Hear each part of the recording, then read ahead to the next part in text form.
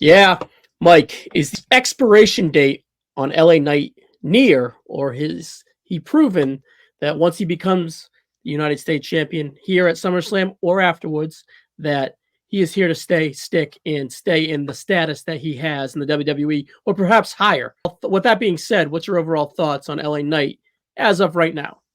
I think that he's got plenty of rope left. At that SmackDown that we were at a couple weeks ago, he was still super over. Like Mega, him mega and bomb. Jay Uso were probably the two biggest because he did a dark match.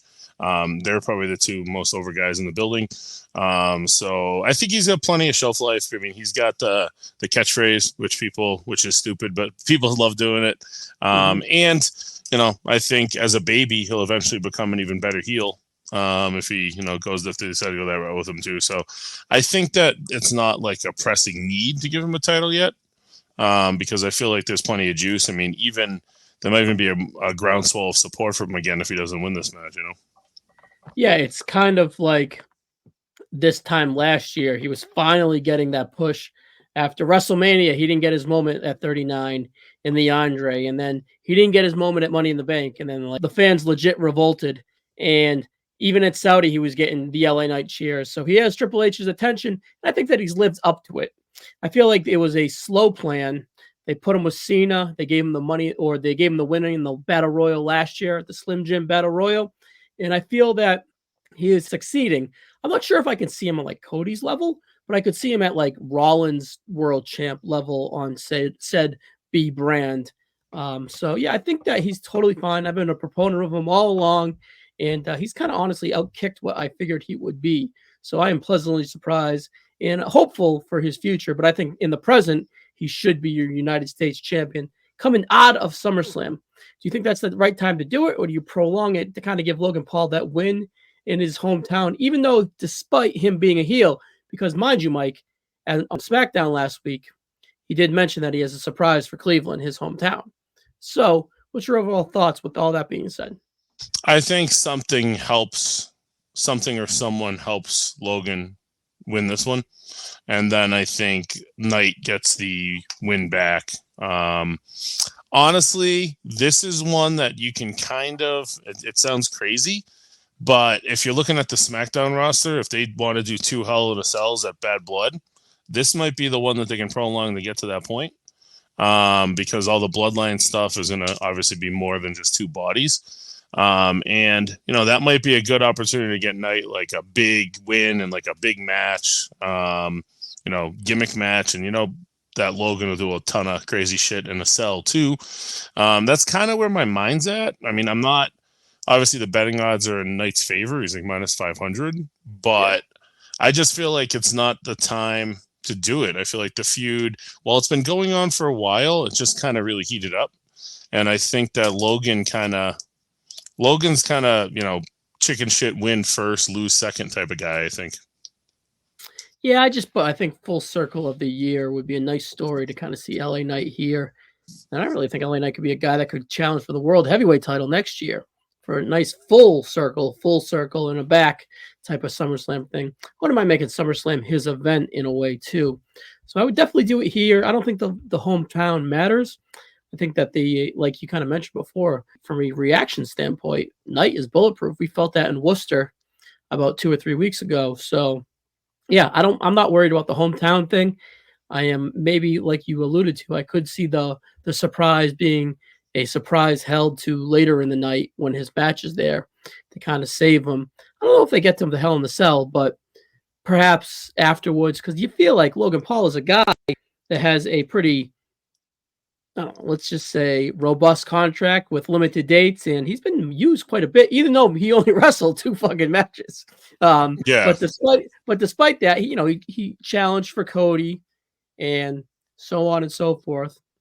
I don't know. I feel that Logan Paul winning in Saudi in November and still being United States champion and only having 2 matches is quite the accomplishment of disappointment. But overall, I still think he's a fine United States champion. I think his job wasn't to have, all these killer United Championship matches. I think his job was kind of to parade that championship on his podcast, into media appearances with Donald Trump. with wherever, really, you know what I mean? Kind of just putting that WWE banner around his waist and letting him go do his thing. But I feel like his thing for the year might be coming up sooner than later too, because I feel that he has a baby coming soon, and I mean, he doesn't really stay. He kind of sticks and stays, and you know what I mean. He kind of just checks in and then checks out and does his thing. So I don't know. I Yeah, think the you could. SmackDown brand needs the United States title from a depth standpoint. Yeah, I'm thinking about who the surprise could be. Like maybe like Crow Cop, or he's a big Cleveland guy, and the UFC integration could be cool. But what they could do if Logan's going to lose is they could have whoever his big surprise is. Like Logan tries to boss him around, and he ends up knocking him out or something. Something like that could be the route to go. If you got like a surprise. I mean, Cleveland's tough because obviously the first thing that pops in your mind is LeBron, but he's in the Olympics. There's nobody really marketable in the Browns. I mean, you're not going to put Deshaun Watson. Yeah. Miles Garrett would be kind of cool. Yeah, that's my backup, but I'm thinking maybe with the UFC shit, like Crow Cop could make sense. He's been lauded as the Cleveland guy for a while too. So maybe if I was to make a guess that, and then he says, hey, knockout Knight, and either Knight ducks and he knocks out Logan, or he just gets pissed off and knocks out Logan, and that's how Knight wins. Something cute like that. I mean, I think that this is definitely, there's going to be some smoke and mirrors with it. CC Sabathia, something like Manny that. Ramirez. There'll be some smoke and mirrors of this because, like, to what you were talking about, I do think LA Knight, a lot like Jey Uso, can definitely be a guy that's the top babyface in a brand, but I just can't ever really see him main eventing shows because I just don't know that the in-ring is there. And a guy like Logan does enough exciting stuff in a match that they can kind of hide the deficiencies that Knight might have. And he's professional enough. He doesn't really like make himself look like an asshole. But he's not a guy that I would deem to be like world champion caliber in today's day and age, like match quality wise. So I do think this US spot is a good place for him. And, with Cody being tied into the bloodline stuff for probably the foreseeable future, maybe even like an Orton turn somewhere down the road, they're gonna need to have another babyface with some teeth there. And on the transition over to USA, I feel like I don't want to say they've been purposely making SmackDown lame because obviously the bloodline stuff's been good, but I feel like there's going to be a lot of high action stuff going for the debut on USA. And maybe even that's a spot where they could rematch this if they want to give Logan the first win here, Yeah, that's a really good call. That's October. Sometime in September. I saw the ad saying September. I think it's like the middle to end of September. Oh, so historically it's been that first week in October, but they're doing it early because of was it Big Ten football or something like that? Something like that, yeah. So whatever. Here's the thing: SmackDown on Fox has been a monster success. That and Peacock having to do with a lot of the boom, in my opinion. Even though it was a bumpy ride at first, SmackDown on Fox has been fantastic. But Fox with the censors and the beeping and the black screens of late, I'm not afraid to see it be gone. Even though they're probably going to lose fucking 20% of their audience, so to speak, you would think, right? If you look at the Raw numbers, you look at the SmackDown numbers, they're probably going to lose. But then Raw should pick up that gap more tenfold with the Netflix move. You would think, but you don't really know. But right. All right.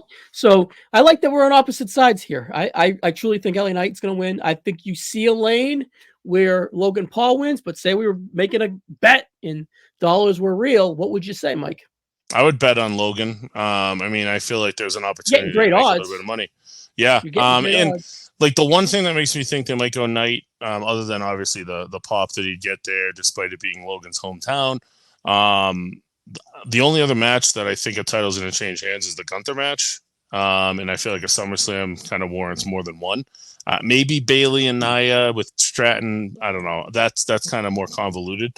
But having SmackDown have a title change for sure might make sense. But I don't know. I'm sticking with Logan here. I just feel like there's going to be enough hometown shenanigan in this one that he's going to pull out the W, and he'll still drop it tonight down the road.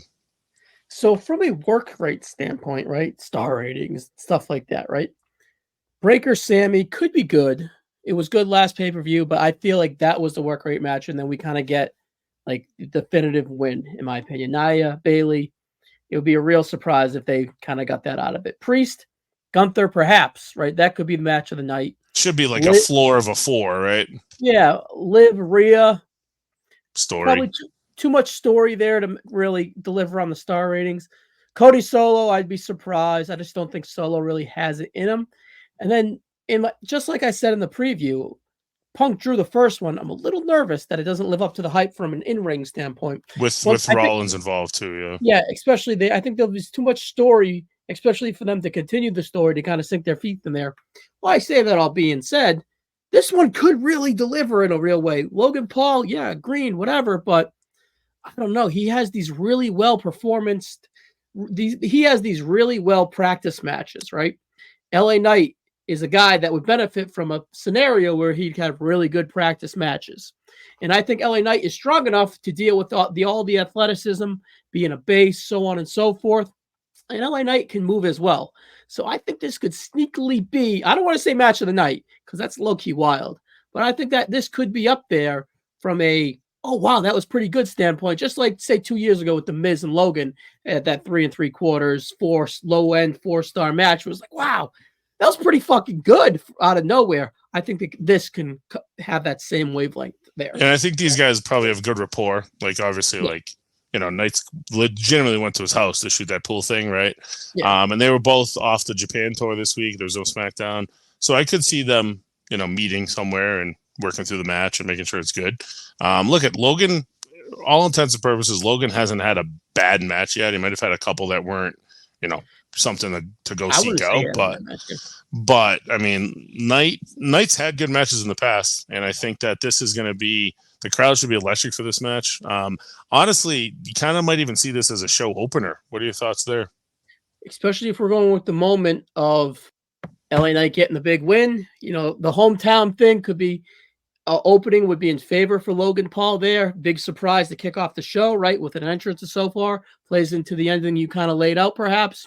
I don't know. I dig it. Yeah, the opener, low-key awesome. I thought that maybe Gunther, just because to kind of have separation between him and the Solo match. But, you know, if I was putting my pencil down on paper, I would kind of put this first. I really like that, actually. Good call.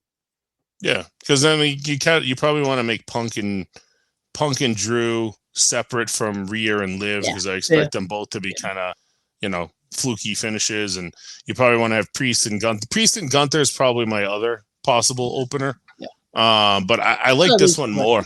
I think this one would have a little bit more juice with the crowd to open. All right, Mike. We'll see you around here on the No So for sure. Thanks as always, and see you in the next one.